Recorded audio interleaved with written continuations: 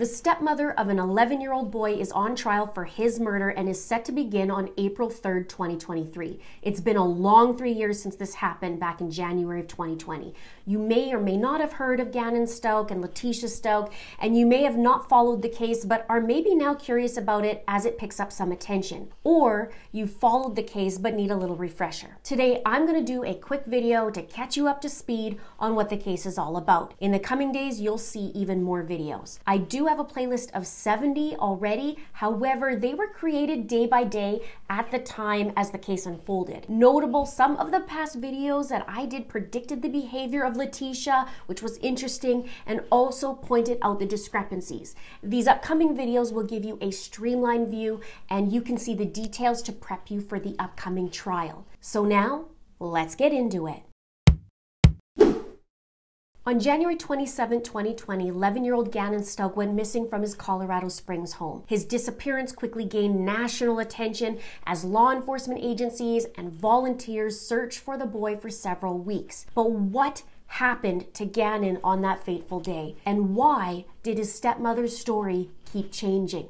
Gannon's case has captured the attention of the media and people from all over the world, including the community here at It's a Crime for the last 3 years. We call him our little buddy. A lot of people call him G-Man. This story, this case, left so many people wondering about the events leading up to his disappearance and his eventual tragic and horrific death, murder. Gannon was a bright and kind and outgoing 11-year-old boy who loved telling jokes, playing on his Nintendo Switch. He loved Sonic the Hedgehog and couldn't wait for the upcoming movie to come out. He loved his family. I was told he would even offer to shovel the neighbors' snow. Gannon was a great kid with a full life ahead of him until it was taken away.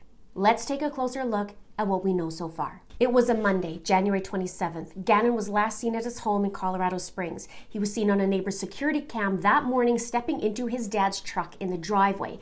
Gannon's dad, Al Stauch, however, was out of town for training as he was with the National Guard and was in the care of his stepmother. You may be wondering where his mom Landon was in all this. She lived out of state and they had joint custody. She also previously had a high-risk pregnancy. In the neighbor's security cam footage, it was concerning to the world who saw it and the neighbor himself.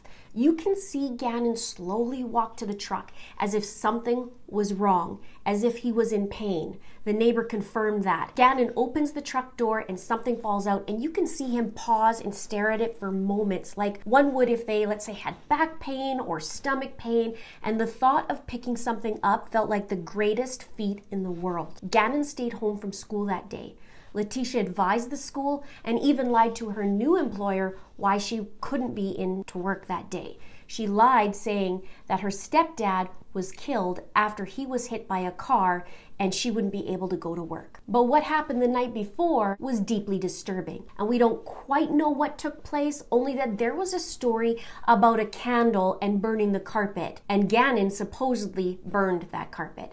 A video was recorded by Letecia and it was released, and it was horrific. She was reprimanding Gannon and he was heard crying, and she thought this would vindicate herself, in my opinion, but it showed abusive behavior. Now, it is important to note, Letecia said there was smoke and burns in the carpet from a tipped over candle, yet the detectives said when they were searching the house that it was quite a pleasant smell in the basement, not a burned smell, according to the affidavit. And you and I know when something burns, it can take a while for that smell to go. People who followed this case were even testing to see when candles tipped over if it would burn, but that was myth busted. The candle wax doesn't catch on fire, neither did the carpet. Earlier that day, Gannon and his little sister, Letecia, and her teenage daughter, Harley, went on a hike in Colorado Springs called Garden of the Gods. That was the same day Kobe Bryant died. Remember that? And Letecia was, according to her, crushed by it. For the past few days, though, and leading up to this day, Letecia had been quite bitter and she was Googling all sorts of things. She was unhappy in her marriage, she was unhappy with the children and having to watch them, and she was resentful of all of them, including Gannon's mom, Landon. Her most notable Google search, in my opinion, was "One day some people will wish they treated you differently." Now, on that January 27th, Letecia headed to a pet store with Gannon in tow, north of where they lived, at the edge of town, despite the fact that there were several other pet stores nearby. Letecia notably left her phone at home, and by the time she arrived home back that afternoon, Gannon was nowhere to be seen. Now, note, this has been a hot topic of conversation because on video, you can't see Gannon go into the house, and the neighbor couldn't see Gannon go into the house. Yet the affidavit notes that he had to have come back home. Investigators say that Gannon was murdered shortly after 2 p.m. That's when Letecia arrived back home, and Gannon's bedroom proved something horrific happened there, as his room showed evidence of the presence of blood. Gannon's bed was moved also from its original location. Now, investigators also detailed that Letecia cleaned up that crime scene and sent her teenage daughter Harley to go grab supplies. His stepmother Letecia reported him missing later that day, claiming that he had gone to a friend's house and had not returned. In fact, Letecia said he ran away from home, and just before 7 p.m. that evening was the call that was made to the authorities. And since he was, classified as a runaway, no Amber Alert was issued, among other things. But Letecia couldn't identify the friend that Gannon was supposedly gone to visit, or which house or houses she visited to ask about the whereabouts of Gannon. She couldn't detail anything. So authorities came, but not until 10 p.m. that night, and they did a little search around the house. Little did they know, Gannon was said to be in the trunk of Letecia's vehicle, according to the affidavit. Blood evidence was found there and under the vehicle in the garage. Here's an interesting stat taken directly from that affidavit. It stated that data collected by the FBI and reported in the Journal of Forensic Sciences say over 71% of homicide cases that involve false reporting, that the reporting party is responsible for the murder. As investigators look into her claims, they found inconsistencies in her story. Gannon's family and friends immediately launched a search effort with volunteers from the community and law enforcement agencies working tirelessly to find the missing boy. Everyone except for Letecia. However, as the days passed, the search became increasingly desperate. Notable, Letecia was said to say, "Search, search, search, where am I gonna search?" Now, Gannon's mom, Landon, said to the public, she said, "My son is a very loving kid. He wouldn't want harm on anybody at all, and it's so hard to just think, why is this happening to him? I have no clue. My kid deserves to come home. My kid has a purpose, my kid has a life, and is important to me and is important to everybody that is standing in this room. Please have hope with me." The investigators searched in town in Colorado Springs, and evidence led them to Palmer Lake, north of Colorado Springs. Letecia had even admitted going north, although she made up a story that she was looking for a bike for Valentine's Day for her husband, Al. Now, note, something spooky actually happened while I was covering this case. I called out Letecia, and from my analysis said that she was a distancer, she'd go the distance, and to look north of the city. And sure enough, a couple days later, the authorities were looking in that area north of the city. That actually spooked me for weeks. A few days into the investigation, Letecia does an interview on camera, and it may just be worse than Chris Watts.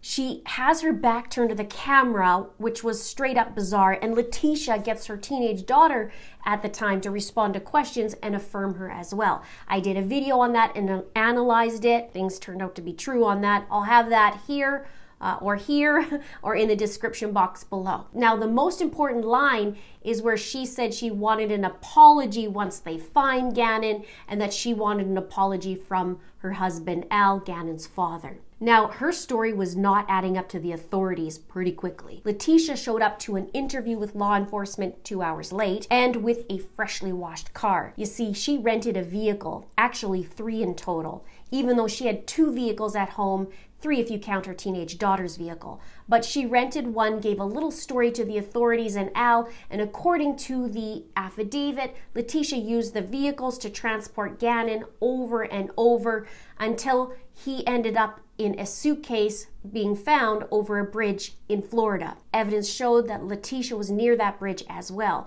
DNA evidence of Gannon was found in Letecia's vehicle, among other places. But that's not all. Letecia created a story to the authorities and 4 different scenarios of what happened to Gannon, and also stories to her husband Al. And she was a witness to all of them. More on that in a moment. During the interview with the authorities, Letecia claimed she was held at gunpoint, she was essayed by a Hispanic male named Eduardo with a G, and Gannon was abducted by the male after he finished assaulting her. But notable was Letecia said while he was doing it to her, Gannon's sister came home from school and Letecia went and greeted her at the door and told her to go play on her bike, not call 911 or nothing like that. She closed the door and then went for, more down in Gannon's room. Now, okay, Letecia, you can't really essay the willing.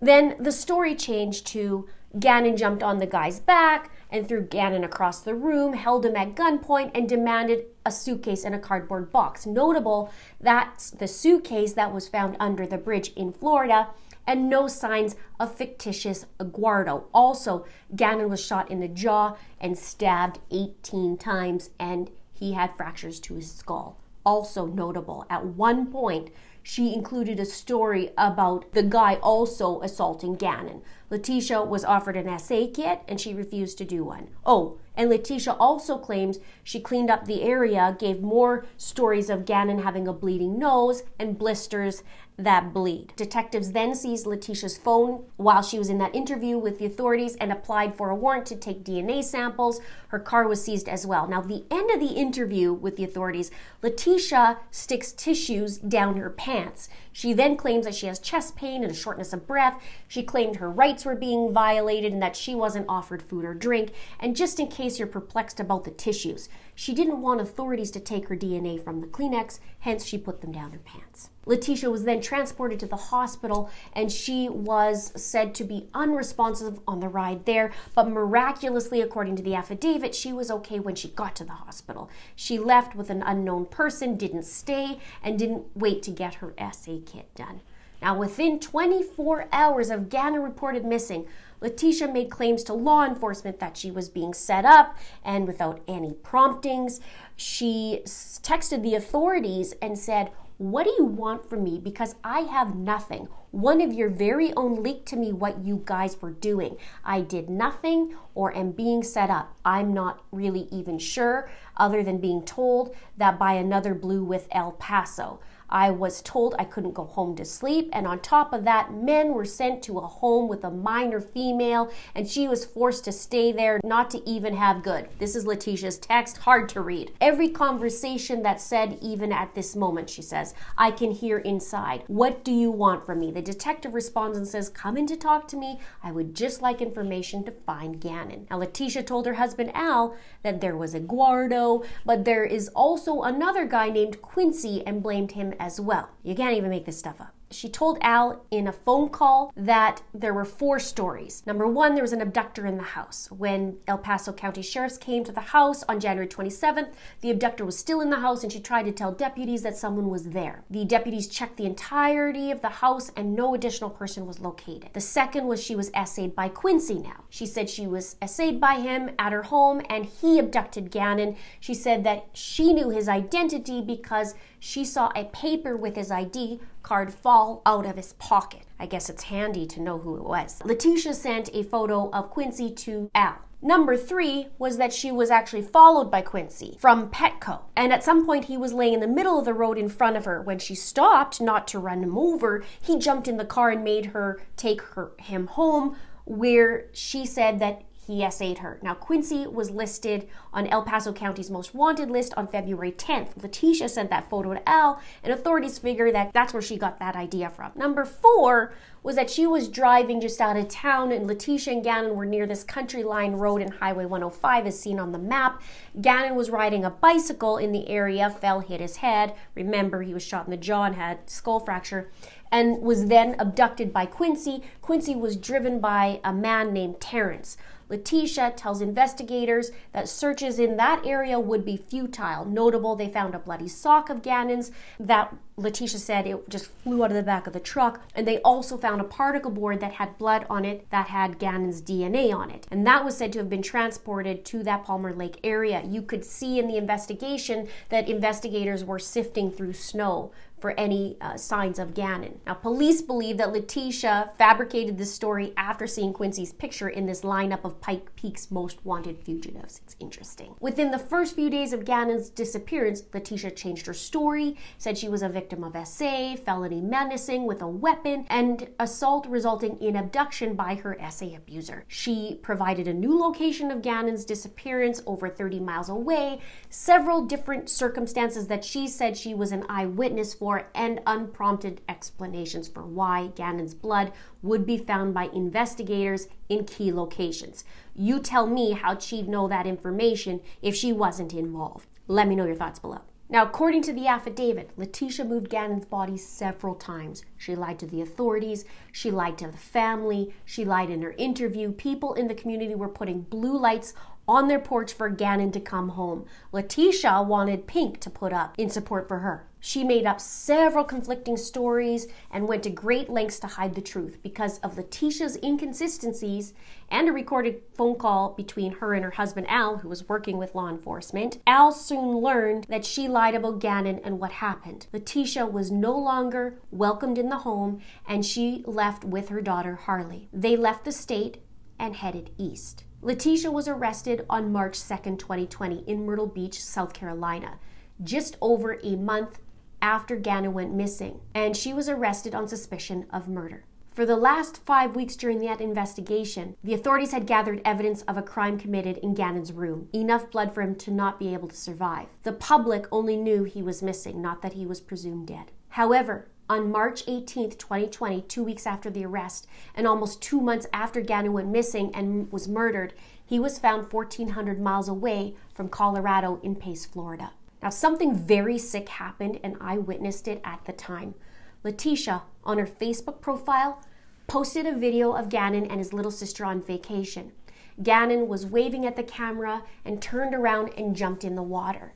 Now, this video was posted in the beginning of February, around the time Letecia was in Florida, and according to the affidavit, allegedly dumped his body over a bridge a few miles away from the hotel she stayed in. Her cell phone also pinged in that area of the bridge. And just like the video, Gannon was gone and was found over a bridge. How evil can you be? I will never, ever forget that, and it still chokes me up to this day.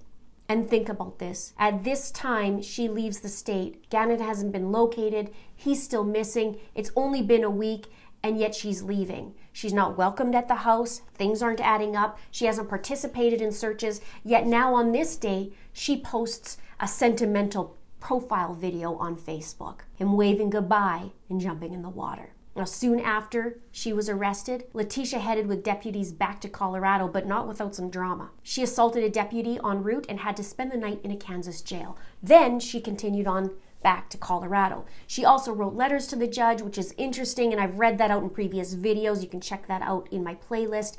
In them, she claimed her rights were violated, she was definitely innocent, she found God, and she was receiving threats to her peanut butter. Check out my videos more in depth of the ridiculousness. She also didn't feel like showing up to court several times until finally judge said something. She tried to escape the jail with a broomstick. She wanted to represent herself. She claimed that the defense was in cahoots with others. And the latest in the news, it wasn't pertaining to this case, but an inmate died in the jail she was in due to an overdose. And apparently, it's unknown how Letecia was involved, but Letecia was said to put some sort of bag on the table for someone else to pick up, and the authorities didn't think it was too much of a big deal because the inmates seemed to not be too concerned, is what they said, about the bag. What are your thoughts on this? Have you heard of this story? And do you think if Letecia was involved that it was something devious? If so, comment devious in the comments below. I'd love to see your thoughts on it. Now, Letecia claimed her innocence over and over and over, and then changed her plea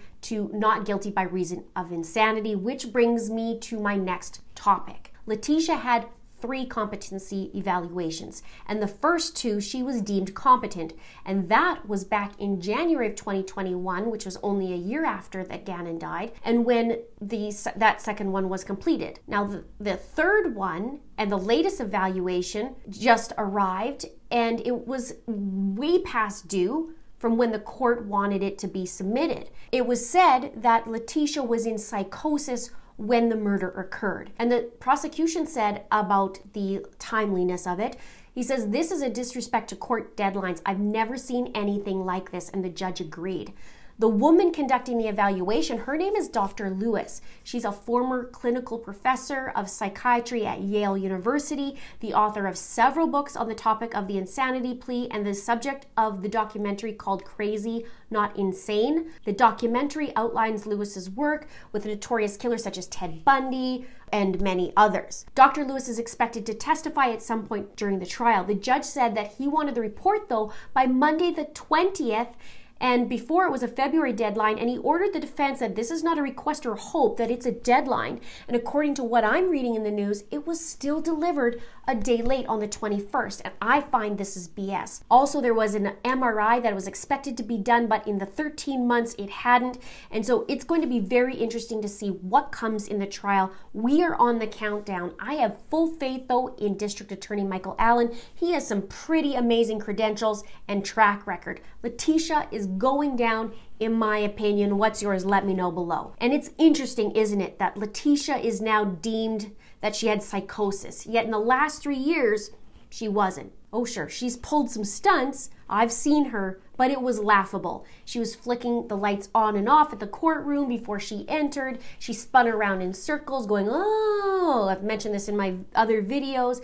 She was faking it, in my opinion, not that she had a mental issue. She just had a manipulative plan. Letecia's pattern is manipulation over and over. And Letecia has a criminal history long before 2020, which includes domestic violence, simple assault, a false bomb report, and communicating threats. Sound familiar? Now, the evidence is said to be presented on April 3rd for trial. They've already been going through jury selection that started March 20th. There's been disrespect by Letecia throughout this entire case. Every time she had a hearing, and even through the investigation, it was always something with her and always something about Letecia and her rights being violated. What about Gannon's rights? This has devastated the family. I don't even think one can even find a word to describe this. Gannon's mom has been very vocal the last few years about Gannon and his memory. She's been very strong throughout this nightmare, and she's had to travel back and forth and watch this monster, in my opinion, work the system and manipulate and lie her way through it, as she always does. And this new information about psychosis is ridiculous to me, in my opinion again. I can't wait to see how this differs from the past 2 experts and the past 3 years. And I can't wait to see how Michael Allen rips this apart. But perhaps because of the disrespect to timelines in the courts by the defense and this expert, that the doctor's testimony will be stricken. It's hard enough to go through the death of a child and then add to that your innocent boy was murdered, and then add to that that this alleged killer was someone that is supposed to be trusted. She is not insane, in my opinion, but cruel and a monster, and her history shows that. I believe she wanted to punish Al, Landon, and everyone around her, because in her words, one day everyone will wish they treated her differently. And what better way than to take away the son that bears her husband's name and reminds her of Al. She didn't have a moment of psychosis. This was a lead up. And this was Letecia's pattern. Abuse the night before the killing and the day of. And Chitter Chatter says long before that. She was calculated. She knew she'd be caught. So she tried to set up the defense from the moment Eduardo showed up. She traveled 1,400 miles with a little boy who's been dead and decaying, then transported in the back of her rental van with her teenage daughter in tow. And he was found wrapped in the very blanket of his bed in a fetal position. The evidence leads to Letecia, and only Letecia. She thought she had the last laugh by posting that heart-wrenching video of Gannon waving goodbye and jumping in that water. But she's not going to be the one to smile last. We are. Justice is coming. Please leave blue hearts for our little buddy Gannon below. We're going to see this the whole way through. Bye-bye, Letecia, and you're about to have more threats in prison than your peanut butter, as you complained about in the past. We'll see you in the next video. Please leave a comment below, show your support, give a like. If you want more videos on this, I've got a lot coming this week. Thank you so much for watching. We'll see you soon.